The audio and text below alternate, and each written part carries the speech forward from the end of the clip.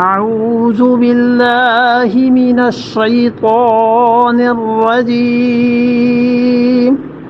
بسم الله الرحمن الرحيم فإذا صلح الأشهر الحرم فاقتلوا المشركين حيث وجدتموهم وخذوهم واحصروهم واقعدوا لهم كل مرصد فإن تابوا وأقاموا الصلاة وآتوا الزكاة فخلوا سبيلهم ان اللہ غفور رحیم۔ فَإِذَا انْسَلَخَ الْأَشْهُرُ، اور جب یہ مہینے گزر جائیں، سلخا کسی چیز کا بالکل بے لباس ہو جانا، پورے مہینے گزر جائیں، ایک گھڑی ایک لمحہ ان مہینوں کا باقی نہ رہے، جب یہ پورے گزر جائیں فَاقْتُلُوا الْمُشْرِكِينَ، تو ان مشرکوں کے ساتھ جنگ کرو۔ 4 مہینے ان کے ساتھ جنہیں مہلت دی تھی اوپر، جب یہ گزر جائیں ان مشرکین کے ساتھ جنگ کرنا، حیث وجدتموہم، جہاں کہیں تم انہیں پاؤ۔ یہ المشرکین جو ہے نا یہاں پر، اس کو بس انسان اگر سمجھ لے سارے جڑ کی بنیاد ہی اکھڑ جاتی۔ یہ جتنے مشرکین ہیں انگریز آج کل بھی ملتے ہیں، وہ قرآن کی اس آیت کو بتاتے ہیں، وہ کہتے ہیں قرآن میں آیا ہے کہ مشرکوں کو قتل کرو۔ بھئی کہاں آیا؟ وہ کہتے ہیں سورہ توبہ کی 5ویں آیت میں، حتیٰ کہ ریفرنس یاد کیے ہوئے ہوتے ہیں۔ ہم کہتے ہیں اس تشریح کو اب آپ کے سامنے رکھ دیا، اب آپ بتا لیجئے خود کہ کہاں قرآن نے کہا ہے کہ سارے ہی مشرکوں کو قتل کرنا ہے۔ ہمیشہ کافروں کے درمیان فرق کرنا چاہیے، ہمیشہ فرق کرنا چاہیے، اور جتنا آپ اسلام کو پڑھ لیں گے آپ کو کافروں کی قسمیں ملیں گی۔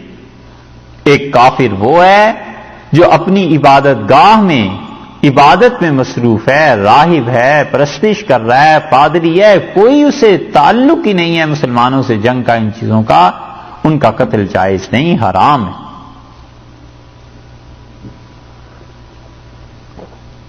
نص سے ثابت ہے کہ رسول اللہ صلی اللہ علیہ وسلم نے اس قتل کو منع کیا تھا۔ آپ نے فرمایا ان کی عبادت گاہوں پہ حملہ نہ کرنا، آپ نے بتایا کہ انہیں قتل نہیں کرنا۔ حضرت ابوبکر رضی اللہ عنہ نے فرمایا جب فوج کو بھیجا تھا کہ کچھ لوگ تم پاؤ گے وہ سب کو چھوڑ کے ایک طرف اپنے عبادت میں مصروف ہوں گے، انہیں کچھ نہ کہنا۔ یہ ایک قسم ہے۔ دوسری قسم عام آبادی ہے کافروں کی، کسی کے لیے یہ جائز نہیں ہے کہ ان کافروں کو قتل کیا جائے۔ شہروں کے شہر بھرے ہوئے ہیں، ان کو کیوں قتل کیا جائے؟ وہ نہیں لڑنا چاہتے، نہ آئے ہیں آپ کے سامنے، نہ ہی ان کا کوئی انٹرسٹ ہے، ان کو کوئی صورت نہیں ہے قتل کرنے کی، ان کو چھوڑ دیا جائے۔ تیسرے کافر وہ ہیں جنہیں سرے سے اسلام اور دین کا پتہ ہی نہیں ہے، تو ان کو ہم لغت میں تو کہیں گے کہ یہ کافر ہے یعنی منکر ہے، لیکن حقیقت میں اس کافر کو اللہ کا پتہ ہی نہیں، اسلام کا پیغام ہی نہیں پہنچا، اس کافر کو ہم کس بنیاد پہ آخر کہیں گے یہ جہنمی ہے؟ اب بھی دنیا میں ایسے علاقے پائے جاتے ہیں جہاں اسلام تو درکنار، کسی مذہب کا بھی کوئی وجود پہنچا ہی نہیں، قبیلے دریافت ہو جاتے ہیں۔ چلیے مان لیا کوئی قبیلہ اب ایسا نہیں رہا، دنیا اتنی یہ آئی ٹی اتنی زیادہ عام ہو گئی، سب لوگوں تک بات پہنچ گئی۔ ایک مشرک، ایک کافر بچہ وہ 12 سال کی عمر میں بالغ ہو گیا اور 5 مہینے بعد وہ مر جاتا ہے ہاسپٹل میں، اب کون کہے کہ یہ کافر کی جہنم میں جائے گا؟ شریعت بتاتی ہے کہ جب تک ان تک پیغام نہیں پہنچتا تب تک ان پہ یہ حکم نہیں لگایا جا سکتا۔ ہم لغوی اعتبار سے اسے کافر کہہ سکتے ہیں کہ یعنی منکر ہے، یعنی مسلمان نہیں، نان مسلمز میں سے شمار کیا جا سکتا ہے، مگر یہ نہیں ہے کہ وہ جہنمی، جنت میں جائے گا یا نہیں اس پہ تو فقہا نے بحث کی ہے، لیکن وہ اس پہ متفق ہیں کہ یہ آدمی جہنم میں نہیں جائے گا۔ حقوق العباد اگر اس کے کچھ ہوں گے، اس کا اس سے سزا جزا یہ چیزیں دی جائیں گی۔ اس کے بعد کیا ہوگا؟ بہت سے حضرات کہتے ہیں جنت میں چلا جائے گا، کچھ کہتے ہیں مٹی میں مل جائے گا۔ حضرت مجدد رحمۃ اللہ علیہ وغیرہ کی ایک رائے یہ بھی ہے کہ یہ آراف میں چلے جائیں گے، لیکن آراف والے بھی تو پھر جنت میں چلے جائیں گے۔ حضرت مجدد رحمۃ اللہ علیہ نے مکتوبات میں اپنا ایک کشف بھی اس پہ لکھا ہے، وہ تو خیر بات لمبی ہو جائے گی، مگر یہ کہ ان انسانوں کو ان کو کوئی عذاب نہیں ہے۔ اس لیے یہ جو بعض نادان دوست مسلمانوں کے جو ہے نا، جو کافروں کو چھٹتے ہی کہتے ہیں کہ تم تو سب جہنمی کافر اور چلے جاؤ گے اور ایسے ہوگا اور ایسے ہوگا، وہ کہتے ہیں بھی اس دین سے ہمیں بچانا، یہ نہیں کرنا چاہیے، لوگوں تک پیغام پہنچانا چاہیے۔ 4 قسمیں ہو گئیں، اور 5ویں قسم ان حربی کافروں کی ہے جو جنگ کے لیے اترے ہیں، لڑنا چاہتے ہیں۔ اب یہ جو حربی کافر ہے خود اس کی 2 قسمیں، ایک حربی کافر آئے ہی اس لیے ہے کہ مارنا ہے مرنا ہے، ٹھیک ہے، وہ تو پھر اپنی جان بچاؤ یا اس کو مارو، اب تو کوئی طریقہ نہیں۔ اور ایک حربی کافر وہ ہے جو کہتا ہے صاحب آپ سے دین کو سیکھنا ہے، آیا ہوں لڑائی کے لیے، اور مسلمانوں کے ملک میں وہ رہ رہا ہے اور لڑنا بھی چاہے مسلمانوں سے، لیکن اگر وہ ایک بار بھی کہہ دے کہ مجھے قرآن کو حدیث کو ان کو سمجھنا ہے، میں 1 سال آپ کے پاس رہنا چاہتا ہوں، 2 سال رہنا چاہتا ہوں، اس حربی کافر کو بھی نہیں مارا جا سکتا۔ یہ آگے سورہ توبہ میں ہی آ رہا ہے، یہ حربی کافر ہے آیا ہے۔ اور 6ٹھی قسم وہ ذمی کی ہے کہ وہ غیر مسلم ہیں، مسلمان حکومتوں میں رہتے ہیں اور حکومت نے ذمہ داری قبول کی ہے اس کی کہ ان لوگوں کو وہ تحفظ فراہم کرے گی، یہ حکومت کی ذمہ داری میں یہ لوگ شامل ہیں، انہیں تو ویسے بھی کچھ نہیں کہا جا سکتا۔ تو یہ کئی قسمیں ہیں کافروں کی جو آہستہ آہستہ آتی چلی جائیں گی، آپ دیکھتے رہیے۔ اس لیے یہاں پر یہ جو لوگ کہتے ہیں نا، آپ کیا کہیں؟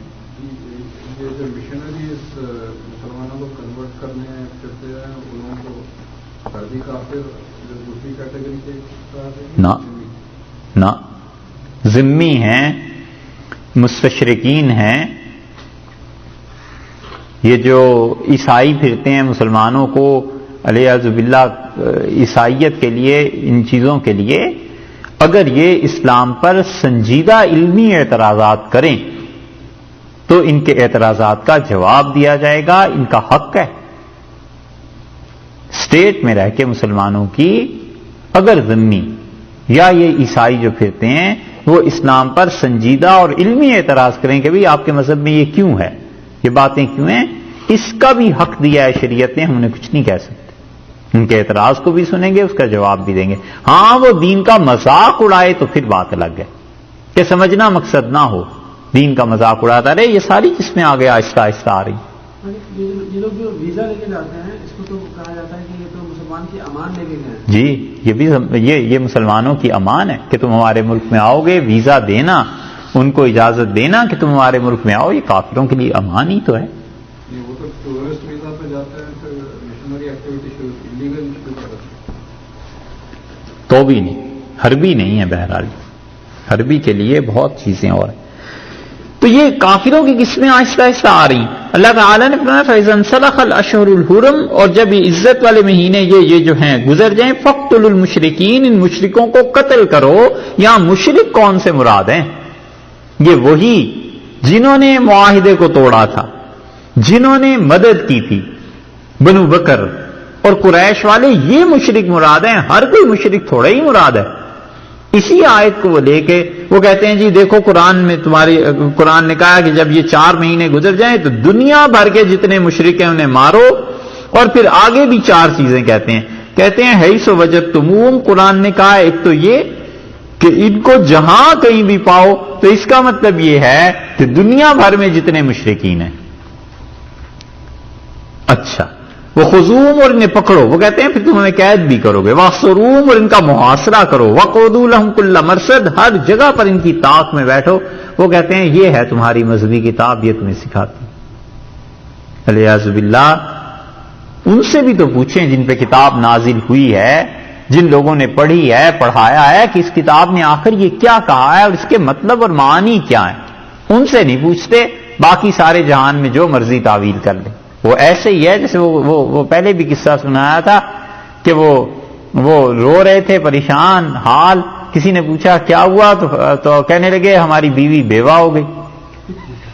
ہاں، اس نے کہا جی ابھی تو آپ زندہ ہیں، یہ کیسے بیوہ ہو گئی؟ کہنے لگے کہتے تو تم سچ ہو، لیکن وہ جو گھر سے نائی آیا تھا وہ کہہ رہا تھا کہ آپ کی اہلیہ بیوہ ہو گئی ہیں، تو اب وہ بھی سچا ہے، میں کس کی مانوں؟ تمہاری مانوں اس کی مانوں؟ تو اسے کہا اسے بلا لو. وہ نائی کو بلایا، اس سے پوچھا کہ ہاں بھئی کیا ہوا تھا؟ کہنے لگا جی مجھے تو یہ پتا ہے کہ میں نے دیکھا بیگم صاحبہ بیٹھی تھی اور جو ناک میں نتھ ایک ڈالتے ہیں وہ زیور اتار کر رکھ دیا تھا، تو نتھ تو سہاگن اسی وقت اتارتی ہے جب شوہر کا انتقال ہو جائے، تو میں اس لیے بھاگا کہ اوہو اہلیہ آپ کی بیوہ ہو گئی. اب بات کیا ہے، اس سے ثابت کیا کرنا ہے اور کہاں تک سے پہنچانا ہے؟ اب بس یہی چیزیں ہیں. تو اس کافر سے کوئی یہ بھی پوچھے کہ یار جن کے گھر کی کتاب ہے، جن پہ نازل ہوئی ہے، جو مسلمان ہیں، ان سے بھی تو آخر پوچھ لو کہ اس آیت کا مطلب کیا ہے. اللہ تعالیٰ نے فرمایا ہے دیکھیے اب ان مشرکوں کو قتل کرو. المشرکین کون سے؟ وہ جنہوں نے معاہدے کو توڑا ہے، یہ قریش والے، یہ بنو بکر، یہ بنو نفاسہ، ان کو قتل کرنا ہے. حیث وجدتموہم، تم جہاں کہیں انہیں پاؤ. اس کا مطلب یہ ہے کہ حرم کے اندر بھی اگر تمہیں مل جائیں گے تو بھی تم نے انہیں مارنا ہے، اب نہیں چھوڑنا. یہ مراد نہیں ہے کہ پوری دنیا میں جہاں مل جائیں، مطلب یہ کہ آخر کہیں بھی تمہارے سامنے آئیں گے تو بالآخر پناہ حرم میں جا کے لیں گے نا. اللہ نے حرم کو بھی جائز قرار دے دیا کہ انہیں مارو. اور یہ وہ چیز ہے جو رسول اللہ صلی اللہ علیہ وسلم جب فتح مکہ کے موقع پہ آئے تھے، آپ نے فرمایا فلاں فلاں فلاں فلاں کو مارو. اور آپ نے کہا اگرچہ وہ بیت اللہ کے پردوں میں پڑے ہوئے چھپے ہوئے تمہیں مل جائیں تو بھی انہیں قتل کرنا ضروری. یہ ہے حیث وجدتموہم، جہاں کہیں بھی انہیں پاؤ، یعنی اگرچہ وہ حرم میں ہی کیوں نہ پاؤ.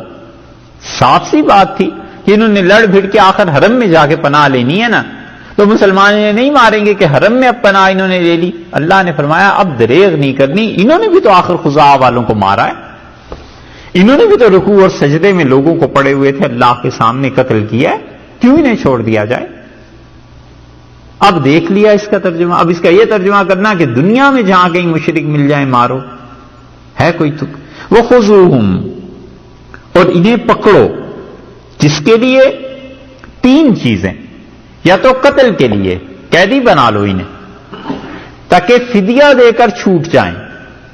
دوسری چیز، یا بغیر فدیے کے امام وقت اگر یہ چاہے کہ انہیں چھوڑ دے چھوڑ دے، کیونکہ انہوں نے خزاعہ کے ساتھ زیادتی کی ہے، اس لیے انہیں پکڑا جانا ضروری کہ خزاعہ کے خون کا بدلہ لیا جائے.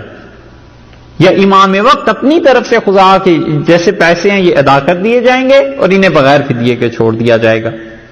واحصروہم، واحصروہم کے لغوی معنی نہیں ہے یہاں پہ مراد، مطلب یہ ہے کہ واحصروہم دشمن کی فکر میں لگے رہو، ان کی فکر کرتے رہنا کہ یہ کہاں کہاں جا رہے ہیں، کتنے افراد تھے، قریش کون سے تھے، بنو بکر کون سے تھے، کہیں اور فتنہ نہ کوئی پیدا کر دیں. جس طرح بنو خزاعہ کو مارا ہے کسی اور پہ نہ چڑھ دوڑیں، ان چیزوں کا تم خیال کرنا.